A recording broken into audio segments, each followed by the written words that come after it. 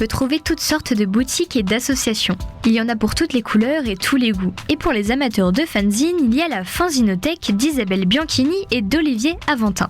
Créé il y a plus de 2 ans, c'est un véritable lieu d'échange et de partage autour de l'univers des fanzines et j'ai eu l'occasion de rencontrer Olivier. Bonjour, alors c'est Olivier de la Fanzinothèque Usine au Havre. C'est un projet qui est né il y a presque 3 ans, qui a été donc monté par Zabou et moi. Quand on a monté Usine, on avait l'idée de partager en fait les fanzines qu'on avait chez nous avec du public. Donc les fanzines, ce sont des publications papier qu'on peut comparer à des magazines, mais faits par des amateurs. Donc ça, c'est le principe du fanzine. Et le principe de la Fanzinothèque, c'est appliquer finalement le principe d'une bibliothèque aux fanzines. C'est-à-dire, on regroupe des fanzines, on les catalogue, on les classe, on les range pour pouvoir les retrouver et on les prête. Voilà. Est-ce que il y a une raison spécifique à cette volonté d'avoir ouvert une fanzinothèque? Est-ce que c'est parce que vous étiez des collectionneurs? Vous êtes des collectionneurs? Alors oui, effectivement, on avait chez nous tous les deux des fanzines.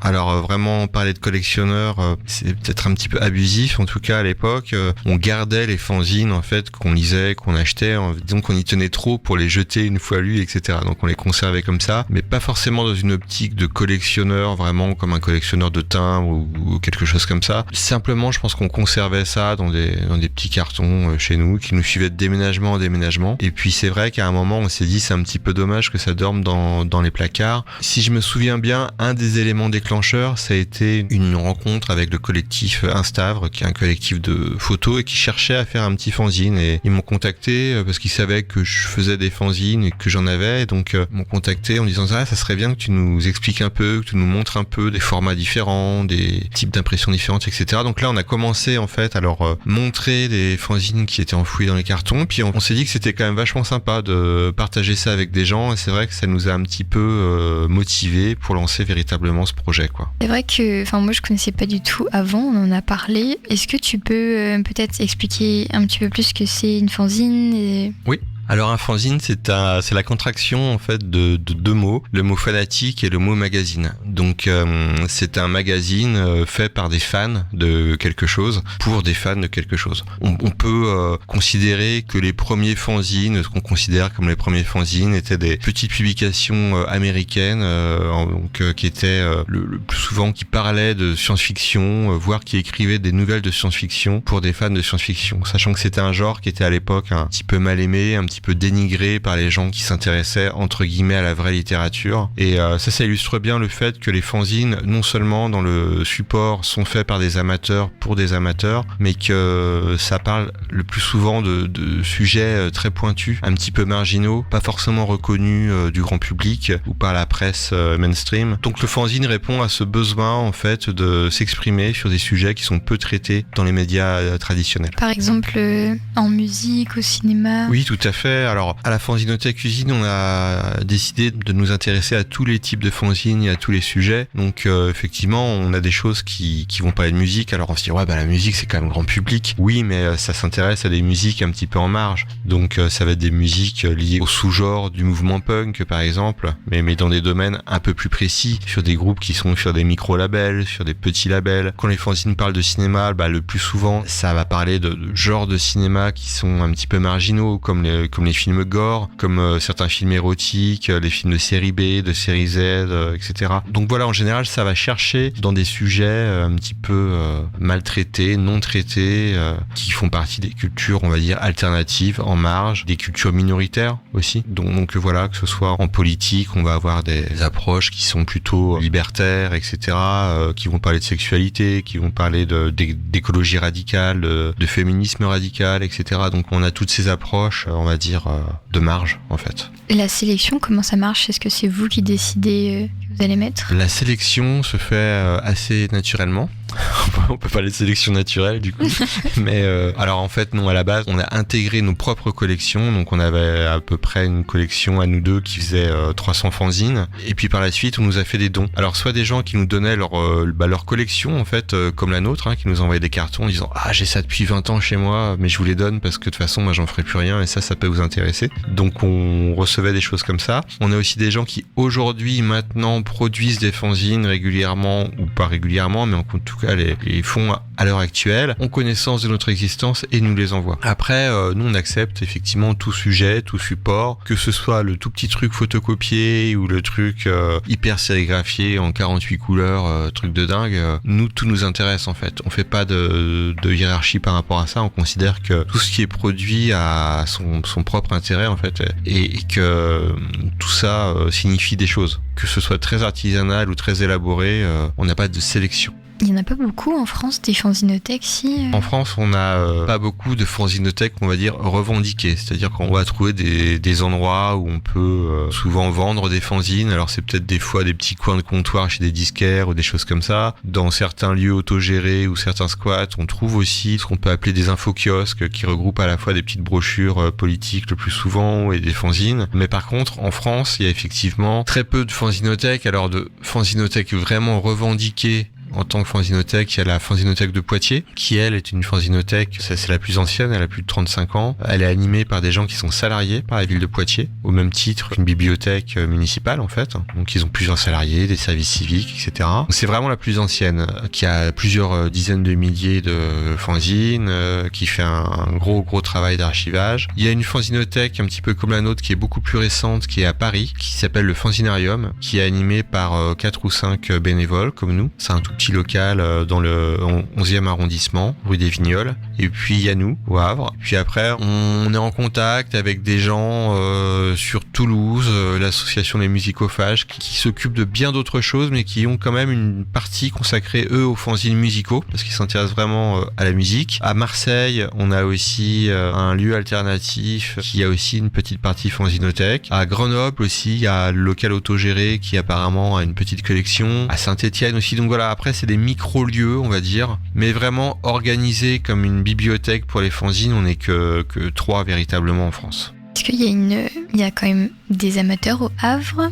Alors oui, on a découvert qu'au Havre, il y a des fanzines qui avaient été faits il y a bien des années. Puis donc on a récupéré ces fanzines. Il y a des fanzines qui existent toujours, voire qui se sont créées assez récemment. Donc oui, on a à peu près, on va dire, 5 ou 6 qui vont parler de poésie, de cinéma, de culture alternative, etc. Donc oui, il y a des fanzines au Havre. Il y en a eu, il y en a encore. C'est pas forcément les mêmes. Ça a évolué. On espère qu'il y en a d'autres qui se créeront. Nous, le but avec Usine, c'est de faire connaître davantage la culture fanzine. C'est pour ça qu'on fait des rencontres, on fait des expositions. Là, il y a quelques jours, on recevait Jenny du fanzine papier, qui est un fanzine réalisé à Metz, dans l'est de la France. L'idée, c'est de montrer aux gens qu'il y a plein de gens qui font des fanzines, que ces gens nous ressemblent plus ou moins, mais c'est aussi pour justement montrer que tout le monde peut faire des fanzines. C'est des gens comme nous, en fait, qui font des fanzines. Simplement des personnes qui, à un moment donné, se sont dit tiens, en fait, je suis capable de produire un petit journal amateur et de diffuser autour de moi avec mes propres moyens, alors parfois des moyens très réduits, très minimalistes, parfois des moyens plus complexes, plus élaborés, mais en tout cas toujours guidés par la passion et par l'amateurisme, quoi. On va dire au sens non professionnel. Ça veut pas dire que c'est pas soigné, que c'est pas fignolé, etc. Mais en tout cas dans une démarche qui n'est pas mercantile. Le local où vous êtes, ça s'appelle Usine, c'est ça? C'est un endroit d'échange? Qu'est-ce que c'est exactement? Alors oui, la fanzinothèque Usine est située dans ce qu'on peut appeler aujourd'hui un tiers-lieu. Alors c'est un mot un peu étrange qui signifie que c'est un lieu finalement un petit peu à mi-chemin entre le lieu associatif, le lieu pépinière professionnelle, etc. Nous on est dans un endroit qui s'appelle l'Étage, qui est au 30 rue Bougainville, au Havre. C'est pas très loin du quartier d'Anton. Et c'est un lieu qui regroupe une tatoueuse, quelqu'un qui fait du piercing, des groupes de musique qui font des répétitions, qui ont aussi un studio de mixage. Il y a aussi du yoga, il y a aussi des graphistes. Donc c'est un lieu un petit peu hybride qui va regrouper différentes activités, dont nous. Voilà, on a une pièce dans cet espace, on a des permanences donc pour recevoir le public. Nos permanences, pour rappel, sont tous les mercredis de 17h30 à 19h. Donc là, vous pouvez venir à la fanzinothèque pour lire sur place des fanzines, pour en emprunter si vous adhérez à la fanzinothèque. Vous pouvez en emprunter comme quand vous adhérez à une bibliothèque, on vous fait une carte, etc. Vous pouvez faire des emprunts sur un logiciel et tout. Et puis revenir ensuite aux autres permanences pour rendre les fanzines que vous avez lues, en prendre des nouveaux et ainsi de suite. Et puis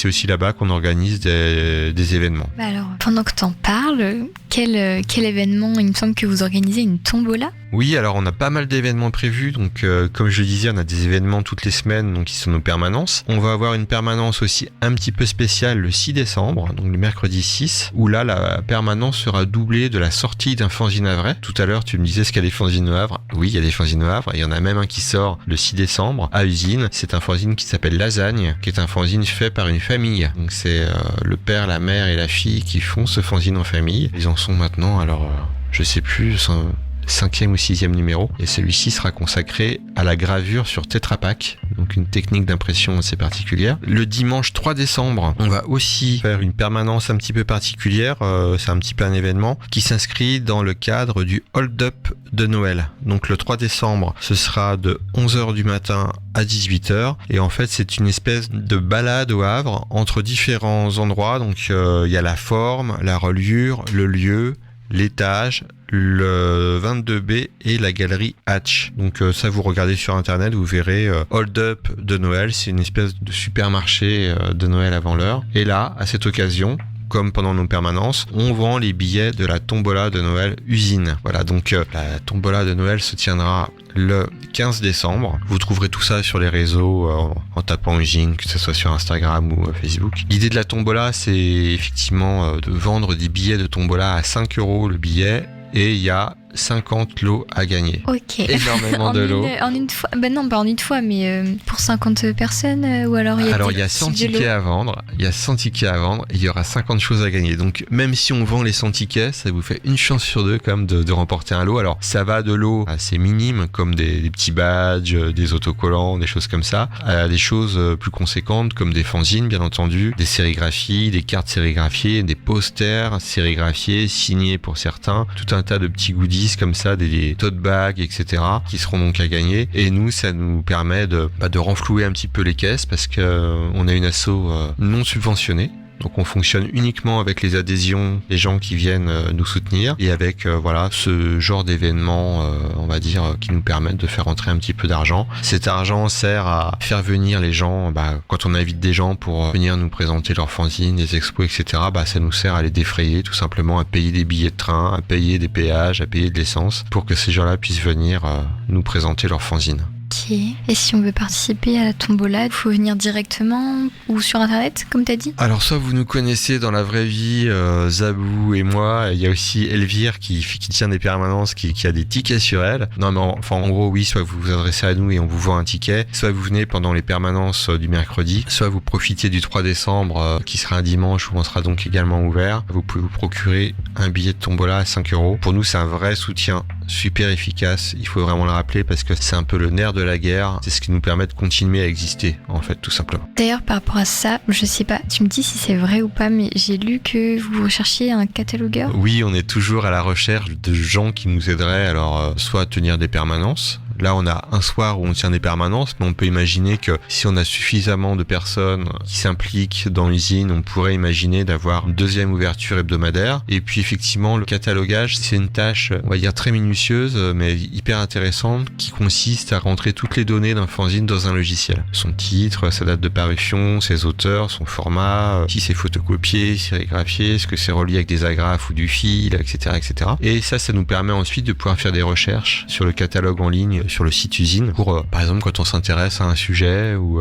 je sais pas, si tu t'intéresses au cinéma, hop, tu tapes cinéma et puis tu vas voir tous les fanzines qui parlent de cinéma. Si tu dis moi je viens de la région du département 45, tiens, qu'est-ce qui a été fait comme fanzine dans ce département là, et hop, tu tapes le département et t'as tous les fanzines qui ont été faits dans ce département. Ça, le catalogage, c'est un long travail minutieux. Quand on reçoit des fanzines qu'on nous envoie, on fait cette étape là et seulement après on les met dans les rayons d'Usine et là ils sont empruntables, on peut les trouver sur le catalogue, etc. Donc voilà, quand on a commencé, on avait 300 fanzines qu'on a cataloguées et là on approche des 2000. En presque 3 ans d'existence, on a quand même bien grandi. J'ai rien d'autre à demander, mais je sais pas si tu as des choses à préciser qu'on aurait oublié de dire. Ce qu'on peut dire pour le mot de la fin, c'est que là j'ai donné pas mal d'infos, de rendez-vous, etc.